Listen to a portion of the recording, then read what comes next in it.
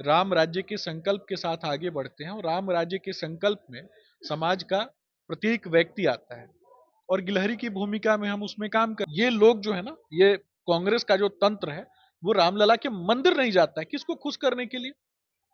जिनके साथ केस चल रहा था रामलला के मंदिर पर, कारी कल्याणकारी योजनाएं लेकर के आए। 34 करोड़ लोगों को हमने डीबीटी के माध्यम से उनके खाते में पैसा देने का काम किया। बूथ लूटने वाले लोग हैं। इन्होंने बूथ लूट कर बिहार पर 15 साल शासन किया और शासन इसलिए कह रहा हूं कि कहीं ना कहीं गरीबों की हत्या, गरीबों को नमस्कार, मैं मनीष और आप देख रहे हैं मीडिया दर्शन। भोजपुरी के सुपरस्टार और बीजेपी के सदस्य पवन सिंह को बीजेपी ने आसनसोल से टिकट दिया। पवन सिंह ने उसे अस्वीकार कर दिया और ये कहा कि मैं अपनी मां से किया हुआ वादा पूरा करूंगा और फैसला लिया काराकाट संसदीय क्षेत्र से चुनाव लड़ने को। बीजेपी के सदस्य अभी भी हैं पवन सिंह। इसके बाद तमाम लोग सवाल उठा रहे हैं कि क्या उपेंद्र कुशवाहा के राजनीतिक कैरियर को समाप्त करने के लिए पवन सिंह को बीजेपी चुनावी मैदान में उतारी है। क्योंकि अगर बात की जाए तो अभी भी पवन सिंह बीजेपी के ही सदस्य हैं और बीजेपी अभी तक कार्रवाई नहीं की है। इसी मुद्दे पे बात करेंगे। हमारे साथ मौजूद हैं बीजेपी के प्रदेश प्रवक्ता सुमित शशांक जी। सुमित जी, पवन सिंह भी अभी भी बीजेपी के सदस्य हैं, निर्दलीय चुनाव लड़ रहे हैं, कार्रवाई क्यों नहीं कर रहे? क्या आप लोग ही प्रोजेक्ट किए हैं क्या काराकाट से उनको? देखिए, आरजेडी और कांग्रेस, ये पूरा का पूरा इंडी अलायंस जो है ये अफवाह मंडली और अफवाह तंत्र पे काम करता है। ये समाज को बरगलाने वाले लोग हैं और बूथ लूटने वाले लोग हैं। इन्होंने बूथ लूट कर बिहार पर 15 साल शासन किया और शासन इसलिए कह रहा हूं कि कहीं ना कहीं गरीबों की हत्या, गरीबों को मानसिक रूप से प्रताड़ित करना, दलितों को प्रताड़ित करना और दलितों को गाली दिलवाना, ये काम किसका रहा? ये आरजेडी का गुंडा तंत्र का काम रहा और कांग्रेस प्रायोजित अफवाह मंडली का काम रहा। राज्य में बालू माफिया, भू माफिया, शराब माफिया और संगठित अपराध करने वाले जितने भी लोग हैं वो कहीं ना कहीं अपने आप को अनाथ महसूस करते हैं जब ऐसी गुंडा चारित्रिक दोष वाली जो पार्टियां हैं ये सत्ता से बाहर होती आप हैं। लोग इस्तीफा और पवन और सिंह से और क्यों नहीं मैं ले रहे पूरी हैं? पूरी बात सुनिए आप। इन लोगों को, ऐसे लोग ना हमेशा भारतीय जनता पार्टी पर आरोप लगाते रहते हैं। एनडीए 40 की 40 सीट जीत रहे हैं। भारतीय जनता पार्टी की यशस्वी नेता आदरणीय नरेंद्र मोदी जी ने जैसे ही अपने इंटरव्यू में आश्वस्त होकर कहा कि हम 40 की 40 सीट जीत रहे हैं, वैसे ही इन लोगों की जो हालत है वो खराब हो गई। एनडीए से काराकाट से उपेंद्र कुशवाहा और पवन सिंह किसके तरफ से? क्योंकि सदस्य तो आपके ही पार्टी के हैं वो अभी भी। तो फिर क्या बीजेपी प्रोजेक्ट की है पवन सिंह को? इसका जवाब आप लोग देखिए, दीजिए। आप जिन प्रश्नों को जबरन पूछने की कोशिश कर रहे हैं ना, आपको जवाब देना चाहिए। जिस व्यक्ति की आप बात कर रहे हैं आपको जबरन जवाब देना चाहिए। आप क्या सदस्यता रसीद दिखा सकते हैं उनकी? हाँ जब बिल्कुल आप सदस्यता रसीद नहीं दिखा सकते हैं और वो सदस्यता रसीद कितने दिनों की थी, कितने वर्षों की थी, क्या उन्होंने उस सदस्यता रसीद का रिन्यूअल कराया था?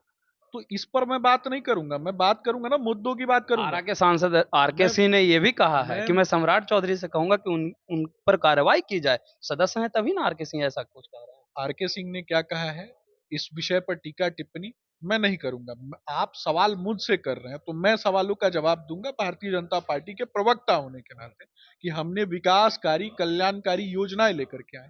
34 करोड़ लोगों को हमने डीबीटी के माध्यम से उनके खाते में पैसा देने का काम किया और इस प्रोसेस में हजारों लाखों नौकरियां देने का काम किया हमने बैंकिंग सेक्टर में।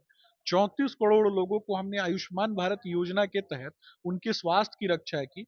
उनको कहीं ना कहीं उनके जो स्वास्थ्य को देखने का काम किया और उनकी जान की सुरक्षा की।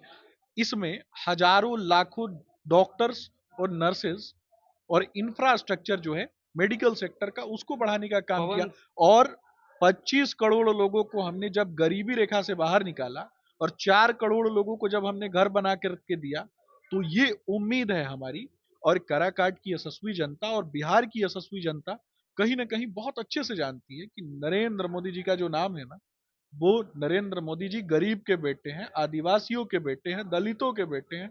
समाज के अंतिम पायदान पे बैठा हुआ जो व्यक्ति है ना, उसके आंखों के सपनों को जीवंत करने की लड़ाई अगर कोई लड़ रहा है तो वो गरीब का बेटा नरेंद्र मोदी जी है। और एक एक सीट महत्वपूर्ण है, चाहे कोई आ जाए, मुझे कोई फर्क नहीं पड़ता और मुझे कोई मतलब है भी नहीं। आप किसी एक व्यक्ति की बात करते हो, आप किसी एक व्यक्ति की बात करते हो, मैं पूरे समूह की बात करता हूं, मैं सबके साथ सबके विकास की बात मेरे करता सवाल हूं। को सुनिए। उपेंद्र कुशवाहा ने ये कहा कि जिसके सर पे नरेंद्र मोदी का हाथ हो, वो चुनाव जीतेगा ही जीतेगा। इस पर पवन सिंह भी नरेंद्र मोदी के पक्ष में तो दिखे, लेकिन उन्होंने कहा कि ध्यान न देवा विकास के काम पे, तो कबले जनता जीताई मोदी के नाम पे। तो उपेंद्र कुशवाहा पर तो हमलावर है ही, लेकिन नरेंद्र मोदी के साथ सॉफ्ट कॉर्नर दिखा रहे हैं। तो कहीं ना कहीं ये तो दिख रहा है कि नरेंद्र मोदी को लेकर के पवन सिंह के दिलों में भी प्यार है, लेकिन उपेंद्र कुशवाहा को लेकर के कटाक्ष कर रहे हैं। तो क्या ये प्रयोजित हो सकता है कि बीजेपी ही पवन सिंह को चुनाव लड़ा रही है काराकाट से? ये बात आप जबरदस्ती मेरे मुंह में अगर डलवाना चाहते हैं, तो मुझे लगता है कि आप इसमें नाकाम रहेंगे। लेकिन क्योंकि भारतीय जनता पार्टी संगठनात्मक दृष्टिकोण से कार्य करने वाली पार्टी है, हम राम राज्य के संकल्प में गिलहरी की भूमिका में कार्य करने वाले लोग, हम राम राज्य के संकल्प के साथ आगे बढ़ते हैं और राम राज्य के संकल्प में समाज का प्रत्येक व्यक्ति आता है और गिलहरी की भूमिका में हम उसमें काम करते हैं, देश के निर्माण में, राष्ट्र के निर्माण में। अब विकास के काम की बात होती है, जो आपने कहा कि विकास के काम पर ध्यान नहीं दिया जाता है, तो मैं विकास के कामों को गिनाना चाहता हूँ। लाडली लक्ष्मी योजना से हमने किसको लाभान्वित किया? लाडली बहन योजना से किसको लाभान्वित किया? लखपति बहन योजना के माध्यम से पूरे देश में 3 करोड़ महिलाओं को लखपति बहन बनाया गया और उनको स्वरोजगार के लिए लाखों रुपए प्रदान किए गए। ये किसके शासनकाल में हुआ? इसके अलावा कोरोना जैसी वैश्विक महासमस्या में जब कांग्रेस चाहती थी, और कांग्रेस का जो एजेंट, ये जो एजेंट पूरा का पूरा टीम जो है, वो चाहती थी कि हजारों लाखों लोग जो हैं उनका जेनोसाइड हो जाए, वो मारे जाएं, उनको 80 करोड़ जनता को 5 किलो प्रत्येक व्यक्ति के अनुसार अनाज देने का काम किसने किया? अगर किसी परिवार में 35 किलो अनाज जो है वो प्रति महीने जा रहा है, तो ये किसने काम किया? नरेंद्र मोदी जी ने काम किया।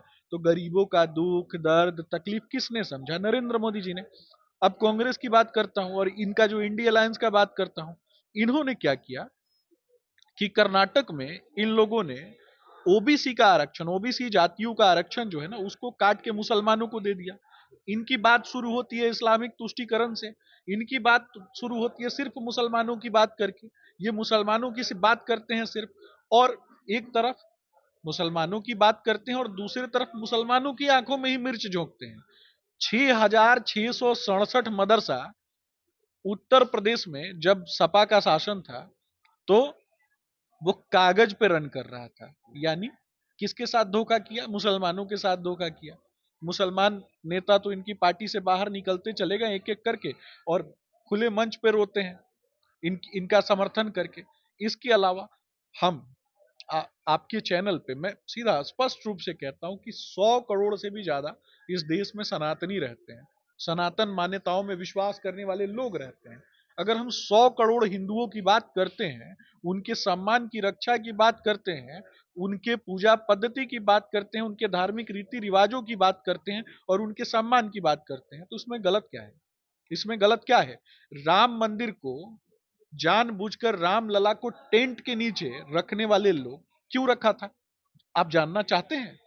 ये जानबूझकर कांग्रेस का जो ये माफिया तंत्र है ना, इसने रामलला को और रामलला के मंदिर का निर्माण नहीं होने दिया, ताकि 100 करोड़ से भी ज्यादा हिंदुओं को ये हमेशा नीचा दिखा सके, ये हमेशा उनको बता सके कि देखो, तुम्हारे इष्ट रामलला को हमने इस तरीके से अपमानित करके रखा है। ये क्यों करना चाहते थे? हिंदुओं के मोरल वैल्यूज को गिराने के लिए करना चाहते थे। लेकिन देश का बेटा और देश का यशस्वी बेटा जब आगे आता है, तो रामलला का मंदिर बनता है और मुसलमानों के वोट के लिए ये लोग जो है ना, ये कांग्रेस का जो तंत्र है, वो रामलला के मंदिर नहीं जाता है। किसको खुश करने के लिए? जिनके साथ केस चल रहा था रामलला के मंदिर पर, वो तो स्वयं वहां उपस्थित थे। लेकिन ये नहीं जाते हैं किसके लिए? ताकि इनको उत्तर प्रदेश में मुसलमानों का वोट मिल सके। तो ये इस प्रकार की नीच मानसिकता के लोग हैं। कोई भी व्यक्ति आ जाए, निर्दलीय बहुत से लोग खड़े हो सकते हैं, इस देश बहुत से सेलिब्रिटी है, मैं किसी किसी पर आपत्तिजनक बयान नहीं दे रहा हूं, मैं सबका सम्मान करता हूं, मैं सबके सम्मान की बात करता हूं, तो भारतीय जनता पार्टी भी सबके सम्मान की बात करती है। लेकिन जीत तो भारतीय जनता पार्टी समर्थित उम्मीदवार की ही होगी, क्योंकि पीछे अगर कोई खड़ा है तो वो गारंटी आदरणीय प्रधानमंत्री नरेंद्र मोदी जी की। तो ये थे हमारे साथ बीजेपी के प्रदेश प्रवक्ता सुमित शशांक, जिन्होंने सीधे तौर पे कहा कि नरेंद्र मोदी का आशीर्वाद जिनके साथ है, जीत उन्हीं की होगी।